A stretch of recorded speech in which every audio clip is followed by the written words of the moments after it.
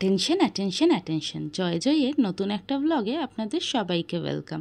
দিনটা ছিল 15ই মার্চ, আমাদের সুন্দরবন যাত্রার শেষ দিন। ট্রিপের 3টে দিন আমাদের যেন কবিতার সেই লাইনগুলোর মতন ছিল। আমাদের ছোট গায়ে ছোট ছোট ঘর, থাকি সেথা সবে মিলে নাহি কেউ পর। সত্যি এখানে যেন কেউই পর না, প্রকৃতিও কেমন যেন আপন করে নিয়েছিল আমাদের এই 3। চারিপাশের মনোরম পরিবেশ আর এই অপূর্ব পাখির ডাকই হয়তো আপনাদের সবটা বুঝিয়ে দিচ্ছে। এবার তো ফিরে যাওয়ার পালা, আবার হয়তো সবাই হারিয়ে যাব যে যার ব্যস্ততার শহরে। এই যাত্রার শেষ দিনে প্রকৃতির এতটা কাছাকাছি থাকার লোভটা সামলাতে না পেরে অনেকটা ভোর ভোর উঠে পড়েছিলাম। ঘুরে এসে খেয়াল পড়লো আপনাদের তো রুমগুলো ঘুরিয়েই দেখানো হয়নি। এটা ছিল জয়দের রুম, জয়রা ছিল অভিনন্দন কটেজে। যথেষ্ট ভালো পরিষ্কার রুম ছিল, একটা বড় বেড ছিল, ওয়াশরুমও পরিষ্কার।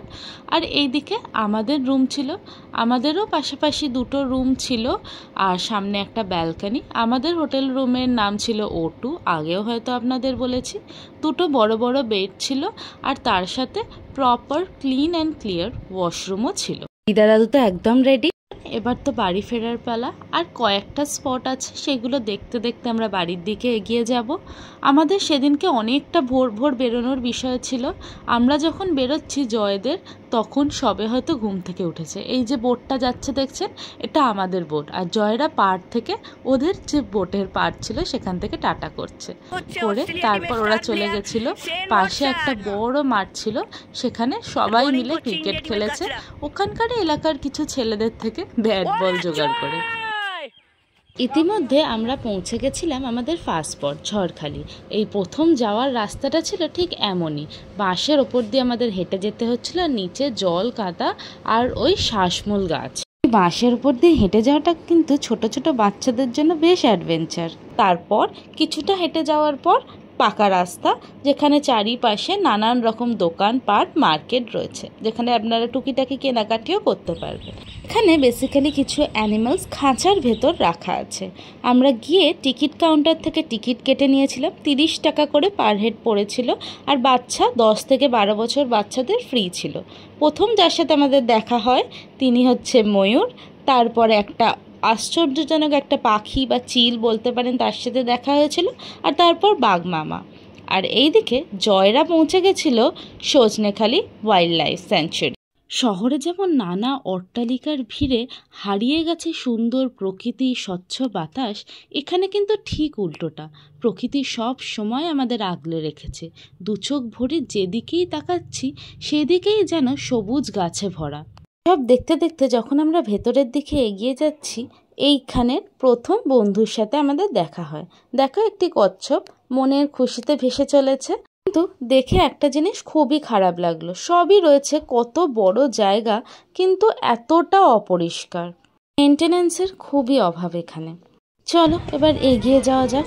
ওই যে ওপরে দেখতে পাচ্ছ সবাই হাঁ করে তাকিয়ে আছে একটু বাঘ দেখার আশায়। এই যে ওঠার পথে দেখো কত বড় একটা মৌচাক, ওই দেখো দূরে দেখতে পাচ্ছ, ওইগুলো হচ্ছে মিষ্টি জলের জায়গা।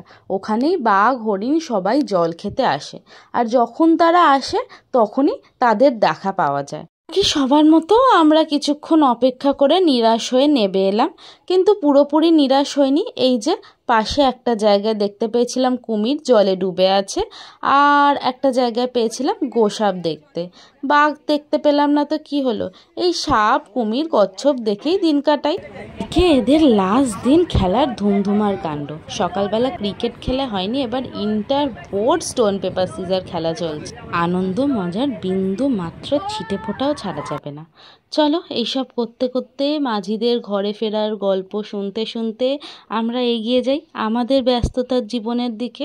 প্রায় পাড়ের কাছে চলেই এসেছি, ঠিক যেখান থেকে 2 দিন আগে আমাদের এই যাত্রা শুরু হয়েছিল, আবার সেখানেই ফিরে এসেছি আমরা।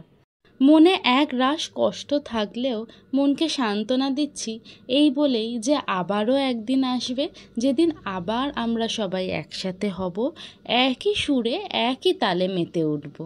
আর ততদিন এই যে এক গুচ্ছ গল্প, আনন্দ, স্মৃতি নিয়ে বাড়ি ফিরছি, সেগুলোই বারে বারে মনে করব এই ভিডিও ছবির মাধ্যমে। এদিকে আমরাও নেমে পড়েছিলাম, আর অলমোস্ট আমাদের ট্রেনের টাইম হয়ে গেছে। আমরা আবার চলে যাচ্ছি ক্যানিং স্টেশনে। সেখান থেকে যুদ্ধ করতে করতে আবার শিয়ালদা লোকালে করে বাড়ি ফেরার পালা।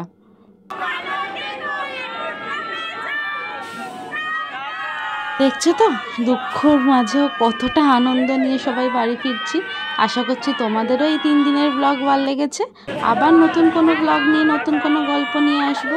Tata, bye bye.